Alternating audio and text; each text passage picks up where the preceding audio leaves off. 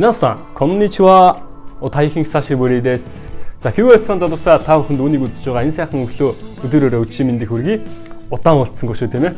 За өнөөдрийн хичээлээр та бүхэнд маш сонирхолтой нэгэн хичээлийг бэлдсэн байгаа. За энэ юу вэ гэхээр Япон хэлэнд хамгийн их хэрэглэгддэг, за хамгийн тааламжтай 5 топ тийм зүүр үгийг бэлдсэн байгаа. За би гайд хийдэг байхдаа маш их тийм зүүр үгсүүдийг японочдоос сонсч байсан. Тэгээд зүүр үг шиг юм сонсогдгоот тэрийг барьж аваад шууд тухайн хүнээс лавж асуугаад цээжлээд байдаг байсан. Тэгээ ер нь бол тэр дундаас тийм ээ хамгийн их хэрэг болдог. Ер нь Монгол хүнд тийм ээ хамгийн их тааламжтай гэсэн юм 5 зүүр үгийг чагсаагаад тэгээ та бүхэнд зааж өгье гэж бодлоо. За тэгээ хамтдаа суралцгаая. За ингээ хамгийн ихний үг бол Neko no temo karitai hodo isogashii гэдэг үг. За дахиад сонсъё тийм ээ. Neko no temo karitai hodo isogashii. За юу гэсэн үг вэ гэвэл за бүгдээрээ хамтдаа бас орчуулах гээд үзье тийм ээ. 5 үг гарч байгаа. Энэ 5 үг тус бүрд нь авч үзье. За нэгдүгээр Neko гэдэг үг гарч байна тийм ээ. За Neko гэдэг үг бол хүн болгон мэдж байгаа. Муур гэдэг үг. За Тэ гэдэг бол гар гэсэн үг тийм ээ. За Кариру гэж зээлэх гэсэн үг байдаг. Хин нэгнээс юм зээлхийг Кариру. Тэгээд Ходо. За Ходо гэдэг бол өөрөө дагвар шиг мэт гэсэн утгаар орж ирнэ. За Исогаши гэдэг бол боломжтой. Завгүй гэсэн үг тийм. Тэгээ энэ 5 үг хоорондоо нийлээд Neko no temo karitai hodo isogashii гэдэг үг болж байгаа. За юу вэ гэхээр яг нь муурны гарыг ч болтугай зээлчихмээр завгүй гэсэн үг шүү дээ. Ингээд үгчлэх юм бол тийм муурны гар одоо яг юунд хэрэг болох вэ? Гэхдээ муурны гарыг ч болтугай зээлчихмээр тийм их завгүй байх үед энэ үгийг ашигладаг байна. За энэ бол манай монгол хэлний ерөөсөө л тийм ээ одоо ажил гэж үстэй толгойтой үснээс их юм байна гэдэг шиг ийм үг багхгүй. Энэ үгтэй бол дөөцөлж орчуулагдчих болно. За тэгэхээр ийм үгийг японочууд бас байн хэрэглэдэг байна. Энэ үгийг манайхан цээжилж аваад тэгээд хэрэглээрээ. За ингээд дараагийн үгээ үзье. За энэ бол миний маш дуртай зөөр үг байгаа. Ер нь хамгийн дуртай зөөр үг маань энэ гэж хэлж болно. За Nagareru mizu wa kusaranai гэдэг. Nagareru mizu wa kusaranai. За бас үгсүүдийн хооронд авч үзье тийм ээ. За Nagareru гэж аливаа зүйл урсахыг хэлдэг. Ер нь урсах тийм ээ. Урсах гол урсахыг хэлнэ. Амун японочууд бас цаг хугацаа урсах гэж ярьдаг. Амьдрал урсах. Манайх нэг цаг өдөр хоног өнгөрнө гэж ярьдаг бол Японд урсах гэж ярьдаг тийм. За тэгээ Nagareru mizu гэдэг үг ойлгомжтой тийм. Урсыг mizu гэж хэлдэг. За Nagareru mizu wa kusaranai. За kusaru гэж японоор өмхийрх хэлдэг. Тэгээ kusaranai болохоор өмхийрдэггүй гэсэн утгаар тийм ээ. За тэгээд ерөөсөө яг нь урсдаг ус буюу урсгал усыг Nagareru mizu гэж хэлдэг байна. Тэгээ Nagareru mizu wa kusaranai буюу урсгал ус өмхийрдэггүй гэсэн юм. Урсгал ус өмхийрдэггүй. Гоё үг байгаад тийм ээ.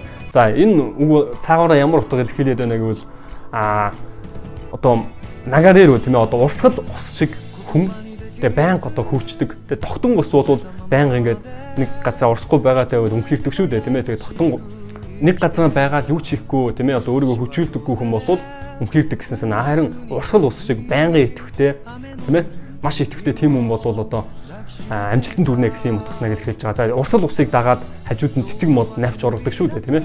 Тийм учраас Nagareru mizu wa kusaranai гэсэн юм үгийг хэрэглэдэг байна. Урсгал ус өмхийрдэггүй. За ингээд 3 төв рүү бүгдөө хамтдаа орцгоё. За энэ үгийг би хөдөө 3 Японд гайд хийж өгөөд аялж байхдаа сурж байсан. За нэг малчаах хэлж ийсэн. Ямаа халуун дээр гэдэг юм хүүхдүүдээ. Тэгээ би тэр үгийг орчуулах шаардлага гарсан байхгүй. Тэгээ би тухайн үедээ орчуулж чадаагүй. Би тэгэхэд үнэхээр бодоод олж чадаагүй. Тэгээ би энд хурж ирэнгүүтээ тийм ингээд толь бичгээс харж байгаад энэ чи ингэж хэлэх хэрэгтэй байсан юм биш үү гэж хэлж ийсэн. За юу вэ гэхээр ямаа халуун дээр гэдэг шууд би тэгээ Никуно тийм Ягино Никуа Ацуи чинээдрийг нэг тиймэрхүү маягаар орчуулж байгаа. Тэгэхээр тэр бол шал ойлгохгүй тийм ээ хизээч тэгж орчуулж болохгүй. Тэр үед би ингээд туршлагагүй гайд байсан учраас тэнд малдаа гаргаж ирсэн. Тэгээ шууд үгээр нь тэгэхэд нөгөө манай Монгол Японы соёл нь хоорондоо өөр болохоор тэгээ соёлоор нь бол ойлголцохгүй болохоор тэр үгийг тэгж хэлж болохгүй. Харин энэний оронд нэг ийм үг байдаг. Японд ашигладаг. Тэгээ энэ Яманы халуун дээр гэдэг үгт яг утга дүүцгээр ийм үг. За юу вэ гэхээр Tetsuo atsui uchini utsu гэдэг. Tetsuo atsui uchini utsu. За юу вэ гэхээр Tetsuo гэж төмөр гэсэн үг тийм ээ. Atsui uchini гэж халуун дээр нь гэсэн utsu гэдэг нь цог гэсэн үг тийм. Төмрийг халуун дээр нь цог гэсэн ийм үг байна тийм. За төмрийг халуун дээр нь цог Яманы халуун дээр гэдэг энэ хоёр үг бол яг адилхан утгыг илэрхийлж байгааз. За тэгэхэд Япон Монгол тийм ээ хүмүүсийн сэтгэлгээ бол өөр учраас тийм ээ үгийг бол ингэж дүүцүүлж орчуулдаг шүү гэдэг юм анхаас анхаарай. За ингээд дөрөвт үг бол 이の中に買わず大会を知らずгэдэг нь за и гэж бонор ходог гэсэн үг. За нака гэдэг бол дотор тийм ээ. 이の中に買わず. За買わずгэж бонор мэлхий гэсэн үг. 買わず.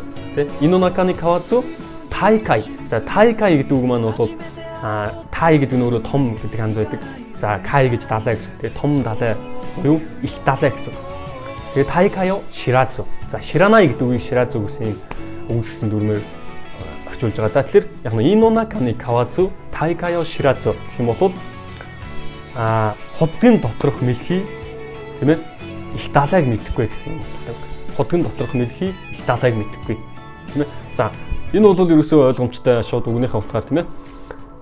Юу гэдэг манай Монголын бас ашигладаг үг гэдэг шүү дээ тийм ээ. Жижиг голын том загас тийм том далайд хинч биш үлээ нэг юм үг байдаг шүү дээ тийм. За тэр ерөөсөө тэр үгтэй адилхан утгатай үзэхэж тийм ээ.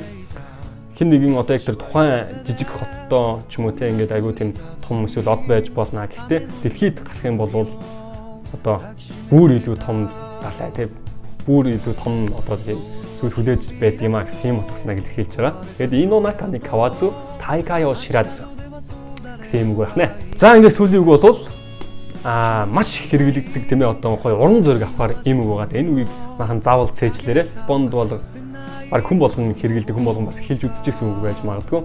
За миний хувьд бол байнга шилдэг байгаа. За энэ юу вэ гэхээр нана короби яки гэдэг. Нана короби яки. За нана гэж хүн болгон мэдэн шүү дээ тийм ээ 7-гийн тоо хэлдэг. Тэгээд короби гэж одоо унах. Тэгээд коробу гэж унахыг хэлдэг. Тэгээд нана короби 7 унаж яки. За я гэж хачи буюу 8 гэдгийн ондууд байгаа. Тэгэд оки буюу ос сэх гэсэн үг. Тэгээд 7 унаж 8 босох гэсэн үг. Тэгээд 7 унаж 8 босхийг нана короби яоки гэж хэлдэг байна. За тэгээд энэ үгийг бүгдийг нь тийм ээ энэ 5 үг тавлангийн гоё хэрэглээрээ. За хамгийн сүүлд хэлсэн энэ үг бол шууд угаас үгнээсээ ойлгомжтой тийм. Хүн хэдэн ч удаа унаж болно. Гэхдээ түүнээсээ илүү босгон чухал юм шүү гэдэг үгийг хэлж байгаа тийм. За тэгээд энэхүү 5 зөврөг маань та бүхэнд таалагдсан байх гэж найдаж байна. Тэгээд та бүхэн энэ 5 зөврөгийг заавал цээжлээ. За цээжлэхгүй маа гэхэд тийм ээ. Төвтөр дээрээ ч юм уу, утсан дээрээ ч юм уу ямар нэгэн байдлаар бичээд үлдээч ирээ. Дараа нь Япон хүнтэй харьцаж байгаа та эсвэл ямар нэгэн байдлаар Япон хэлээ тавтаж байгаа энэ үг бол заавал хэрэг болд юм шүү. Тэгээд та бүхэнд таалагдсан байх гэж найдаж байна. За нэрээ хэлхээ мартцсан байна. За энэ бичлэгийг нэрээ дуустал нүдсэн хүн бүрт би нэг гой сонирхолтой бэлэг барья гэж бодлоо. За юу вэ гэхээр тийм ээ мэдээж Япон хэлийг үнэхээр сурах хүсэлтэй Япон хэлийг суралцж байгаа хүмүүс энэ бичлэгийг гой дуустал нүдсэн байж таарна. Тэгээд за анх сурах гэж байгаа хүн ч байсан хамаагүй шүү. Окей. За ер нь бол өсгөө мэддэг бол бүр сайн байна. Тэгээд Япон хэлийг суралцж байгаа энэ бичлэгийг үзээд дуусна тийм ээ. Миний бичлэгийг үздэг тийм ээ намайг дэмждэг бүх хүмүүстээ зөвлөд би зүгээр нэгэн гой сонирхолтой чаленжийг явуулъя гэж бодсон. За энэ юу вэ гэхээр за та бүхэн бүгдээ Instagram ашиглаж байгаа бох тийм ээ. За Instagram дээр зүрх явуул шүү. Окей. За Instagram дээр та бүхэн Instagram-уудынхаа хаягийг за эсвэл нэрийг миний яг энэ YouTube channel-ийн яг энэ бичлэгийн доор комментээр үлдээчээрэй. Тэгээд би та бүхний даган тэгээд та бүхс номыг дагаарай. Тэгээд би та бүхэнд өдөр болгон Япон хэлэнд хамгийн их хэрэг болдог тийм ээ хамгийн өргөн хэрэглээтэй үгсийг за 3-аас 5 үгсийг бэлдээд за тухайн үгтэй холбоотой цаг үеийн нөхцөл байдалтайгаа тулгуурласан юм өгүүлбэртэй хамт тийм ээ орчуулад яаж хэрэглэдэг яаж дууддаг гэсэн ийм үгийг та бүхэнд би зааж өгнө. Өдөр болгоно тийм 7 хоногийн тийм ээ 7 хоног болоод одоо өөр сэдвэр өөр одоо чиглэлийн үгнүүд ч юм уу тийм. За тэгээд ийм чаленжийг эхлүүлж байна. Тэгээд надтай хамт яг энэ чаленжийг эхлүүлэх хүмүүс байвал доор коммент бичээр үлдээгээд тийм ээ. Instagram-ын нэрийг бичээд үлдээгээрэй. Окей. За тэгээд энэ чаленжийг ер нь бол эхлүүлж байна. Тэгээд энэ бичлэгийг дуустал нүцсэн та бүхэнд баярлалаа. Тэгээд дараагийн бичлэгээр уулзцай. Түр баяртай. Заавал Instagram-аа үлдээгээрэй. Окей. はい、じゃあまた皆さんお疲れ様でした。激しさを隠せない僕の方さ